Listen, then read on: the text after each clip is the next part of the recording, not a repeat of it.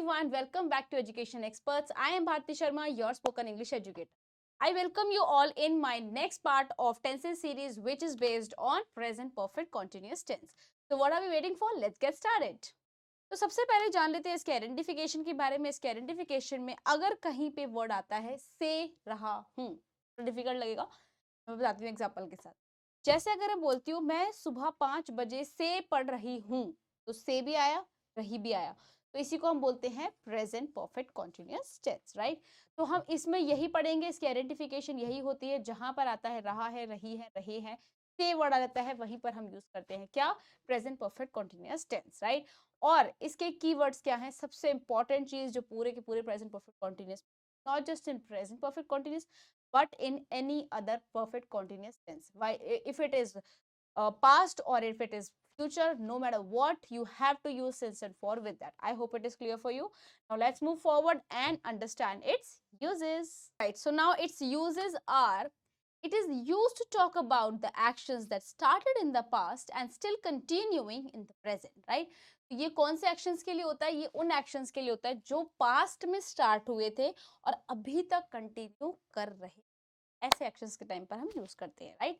I have been studying for an hour, मतलब मैंने 1 घंटे पहले पढ़ाई करना शुरू किया था और अभी तक मैं पढ़ाई कर रहा हूँ। जैसे कि फॉर एग्जाम्पल, मैं एक और एग्जाम्पल दूं कि I have been teaching you for an hour, right. तो मैं 1 घंटे पहले से आपको पढ़ाना शुरू किया था और मैं अभी तक पढ़ा ही रही हूँ, ठीक है। इसी तरीके की चीजों को हम बोलते हैं present perfect continuous. He has been mooching around since 9 o'clock, right? He has been mooching around since 9 o'clock. Mooching around मतलब टहलना, इधर उधर घूमना। तो वो इधर उधर सुबह 9 बजे से घूम रहा है। I hope it is clear for you. Let's see another example which says, another use which says action that started in the past, stopped recently, but there is a usually a result now. मतलब कहने का मतलब ये कि कोई ऐसा action जो start तो हुआ था पास्ट में, लेकिन और वहीं पे थोड़ी देर पहले ही वो स्टॉप भी हो गया, लेकिन उसका रिजल्ट जो है वो हमें अभी दिख रहा है उस टाइम पर, ठीक है। Thank god you are here, I have been waiting for you for 5 hours, right. तो मैं क्या बोल रही हूँ, थैंक गॉड तुम आ गए हो। अब उसका रिजल्ट अभी दिख रहा है, क्यों, क्योंकि मैं पिछले 5 घंटे से तुम्हारा इंतजार कर रही। Clear? Next one is the park is wet because it's been raining since morning. Park जो है वो गीला है क्योंकि बारिश हो रही थी सुबह से। अब बारिश सुबह से हो रही थी, पास्ट में हुई थी, बारिश रुक भी गई, पास्ट में हुई, लेकिन उसका रिजल्ट अभी तक दिख रहा है। रिजल्ट क्या है, रिजल्ट ये है कि घास जो है वो अभी तक क्या है, ठीक है। Next one is you have been working here for a long time, your eyes are, तुम बहुत लंबे टाइम से काम कर रहे हो। बहुत लंबे टाइम से मतलब 2 दिन से तुम कंटिन्यू पे काम कर रहे हो, जिसका रिजल्ट तुम्हारी आंखों में दिख सकता है, क्या, कि तुम्हारी आंखें रेड हो।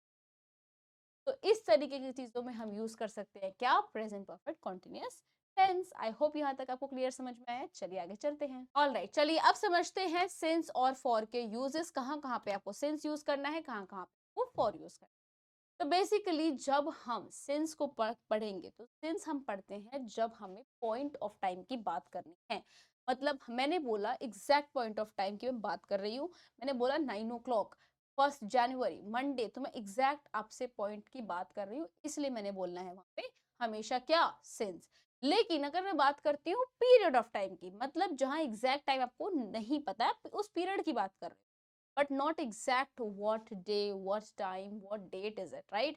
So if I'm talking about 3 hours, तो 3 hours मतलब वो कोई भी 3 घंटे हो सकते हैं। तो ऐसी जगह पर मैंने आपको 3 घंटे बोल दिए, चाहे वो अभी के 3 घंटे हो, चाहे वो सुबह के 3 घंटे हो, चाहे वो रात के 3 घंटे हो, मैंने बोला 3 घंटे, मतलब यहाँ पर आपका आएगा क्या, फॉर, ठीक है। 2 months, कौन से 2 महीने नहीं पता, एग्जैक्ट टाइम नहीं पता, हम पीरियड की बात कर रहे हैं तो we will use for. 1 decade, so same goes with for. चलिए एक टेबल से समझते हैं, सिंस को हम यूज करते हैं एग्जैक्ट टाइम के साथ, जैसे कि 2 o'clock टाइम है एग्जैक्ट, मॉर्निंग टाइम है इवनिंग, संडे, जुलाई, चाइल्डहुड, लास्ट मंडे, 1998, येस्टरडे, ये सारी की सारी चीजें क्या बता रही है, आपकी exact point of time. Clear? और अगर मैं फॉर की बात करूं तो ये क्या बताता है, पीरियड, जैसे कि एन आवर 1 घंटे से, a day, a week, a month, a year, 2 years, 3 months, 2 months, 6 years, a long time और मेनी डेज। क्लियर? तो बेसिकली हम फॉर का यूज करते हैं जहां कहीं भी हमें सिर्फ और सिर्फ पीरियड ऑफ टाइम की बात करनी है। चलो इसे एग्जाम्पल से देख लेते हैं। दे studied for 2 hours every day. वो हमें दे study for 2 hours every day, वो हर रोज 2 घंटे पढ़ते हैं। तो मैंने बोला कौन से 2 घंटे, तो नहीं पता हमें, हमने बोला भाई पढ़ते हैं वो 2 घंटे, पूरे दिन में मेरे लिए कभी पढ़े, राइट। तो they study for 2 hours every day. Next sentences, they are studying for 3 hours today, वो आज 3 घंटे से पढ़ रहे हैं। He has lived in Bangkok for a long time. Next one is I worked at that bank for 5 years. Next sense का हम use करते हैं जब हमें एग्जैक्ट पॉइंट ऑफ टाइम पता हो, जैसे कि he has been here since 9 a.m. वो सुबह 9 बजे से यहीं पर है। He has been working since he arrived, वो तब से काम कर रहा है, वो जब से यहाँ पे आया है। I have lived here in New York since my childhood, मैं अपने बचपन से यहाँ रह रहा हूँ।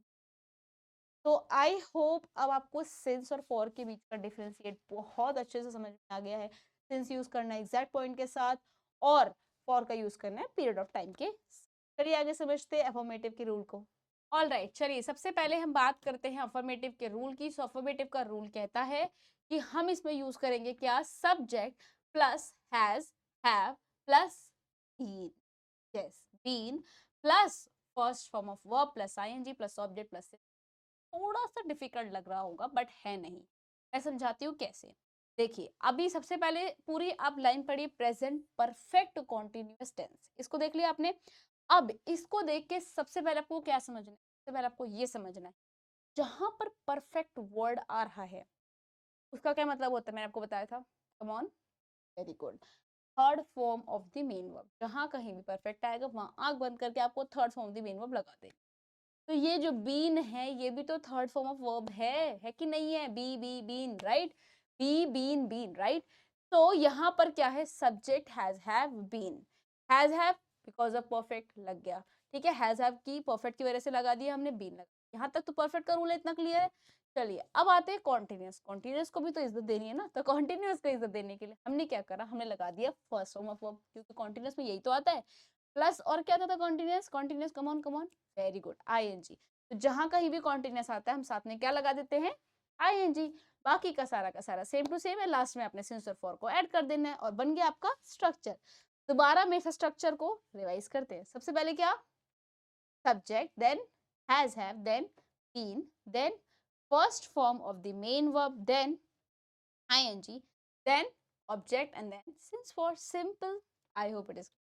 चलिए अब समझते हैं हैज और हैव को। ये मैंने आपको प्रेजेंट परफेक्ट में भी समझाया था कि जहां भी हम सिंगुलर्स की बात करेंगे तो वहां पे यूज क्या होगा, वहां पे यूज होगा हैज, और जहां भी हम प्लूरल की बात करेंगे वहां क्या यूज होगा, वहां होगा यूज हैव। क्लियर।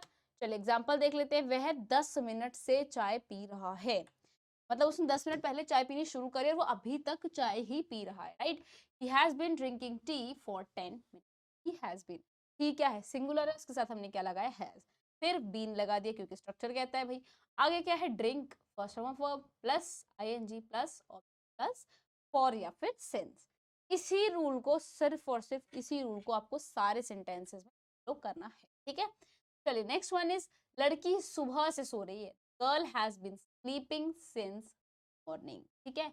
चलिए आगे, वह 2 घंटे से आपका इंतजार कर रही है, she has been waiting for you for 2 hours, right. Next one is, वह इस घर में जनवरी से रह रहा है, he has been living in this house since January, क्योंकि हमने एग्जैक्ट टाइम की बात करी है इसलिए हमने यहाँ क्या लगाया, since. I hope it is clear. अभी मैं आशा कर रही हूँ कि आपको अफर्मेटिव का पूरा स्ट्रक्चर बहुत अच्छे से समझ में अगर आ गया है, तो इन्हीं सेंटेंसेस को चलिए फटाफट से आप नेगेटिव में कन्वर्ट। मैं आपको टाइम दे रही हूँ 5 4 3 2 1। Very good. चलिए तो आपको नेगेटिव में कुछ नहीं करना, याद है ना मैंने आपको बताया था क्या, कि सिर्फ और सिर्फ आप क्या ऐड करते हैं, नॉट को, कहाँ पर, हैज हैव के बाद, ठीक है। बाकी का सारा सब कुछ सेम टू सेम रहेगा। वह 10 मिनट से चाय नहीं पी रहा है, तो सेम टू सेम स्ट्रक्चर में सिर्फ हैव के बाद क्या लगा देंगे, हैज के बाद क्या लगा देंगे, नॉट को, ठीक है। वह 10 मिनट से चाय नहीं पी रहा है, he has not been taking tea for 10 minutes. लड़की सुबह से नहीं सो रही है, the girl has not been sleeping. वह 2 घंटे से आपका इंतजार नहीं कर रही है, he has not been waiting for you for 2 hours। वह इस घर में जनवरी से नहीं रह रहा है, he has not been living in this house since जनवरी। सब में सारे के सारे सेंटेंसेस एग्जैक्टली कॉपी किए गए हैं, कुछ नहीं किया है, सिर्फ और सिर्फ नहीं शब्द को अंदर घुसा दिया है, और नहीं की वजह से आपने इंग्लिश के सेंटेंसेस में क्या ऐड करा है, नॉट, अदरवाइज सब कुछ सेम ही तो है कि नहीं है। चलिए अब इसी सेंटेंस स्ट्रक्चर को आपको कन्वर्ट करना है इंट्रोगेटिव। क्या होता था कमेंट बताइए। इंट्रोगेटिव के टाइम पर आप मेन जो हेल्पिंग वर्ब होती थी उसको सब्जेक्ट के आगे उठा के ला देते थे, राइट। तो यहाँ पे कौन सी हेल्पिंग वर्ब है, हैज और हैव, और हैज और हैव को हम कहाँ ला देंगे, सब्जेक्ट से ए, शाबाश। ठीक है, तो has, have, subject, been, first form of the verb, ING, object, since and for, simple. चलिए अब आगे समझते हैं, वही सेम सारे सेंटेंसेस को हम दोबारा ले लेते हैं और उन्हीं को हमने कन्वर्ट कर दिया इंट्रोगेटिव सेंटेंस स्ट्रक्चर में। क्या वह 10 मिनट से चाय पी रहा है, has he been drinking tea for 10 minutes, question mark, simple. Next, क्या लड़की सुबह से सो रही है, has the girl been sleeping since morning, क्या वह 2 घंटे से इंतजार कर रही है, has she been waiting for you for 2 hours. Next one, क्या वह इस घर में जनवरी रह रहा है, come on tell me, sorry, क्या वह इस घर में जनवरी से रह रहा है, has he been living in this house since January, question. सारे के सारे सेंटेंसेस अगेन एग्जैक्टली सेम है, हमने सिर्फ और सिर्फ सब्जेक्ट के अकॉर्डिंग हेल्पिंग वर्ब को ला के उठा के सब्जेक्ट के आगे रख है, बाकी सब कुछ सेम है। चलिए अब जो है इंट्रोगेटिव नेगेटिव सेंटेंस स्ट्रक्चर को मैं नहीं समझाऊंगी, बिकॉज इसमें आपको समझना ही कुछ नहीं, आप ऑलरेडी समझ चुके हैं, राइट। तो बेसिकली क्या है, कुछ भी नहीं है, पूरा का पूरा सेंटेंस स्ट्रक्चर रहेगा सेम, सिर्फ और सिर्फ आपने क्या ऐड कर दिया है, नॉट, राइट। तो यहाँ पर क्या हो गया, has, have, subject not, been, first of the main verb, ING, object, since, for, and whole structure is exactly same as the interrogative. You have put it just not after the subject. So those sentences are exactly same. Sentences are, has he not been drinking tea for 10 minutes, has the girl not been sleeping since morning, has she not been waiting for you for 2 hours, has he not been living in the house since January. I hope आपको present perfect continuous अब अच्छी तरीके से clear हो चुका होगा, बहुत ही ज्यादा सिंपल वे में मैंने आपको समझाया है। अब उम्मीद कर रही हूँ कि आपका कोई भी डाउट अब नहीं रह रहा होगा। With this, I'm signing off and I'm going to meet you in my next video. Till then, stay safe and be corrected. Bye bye.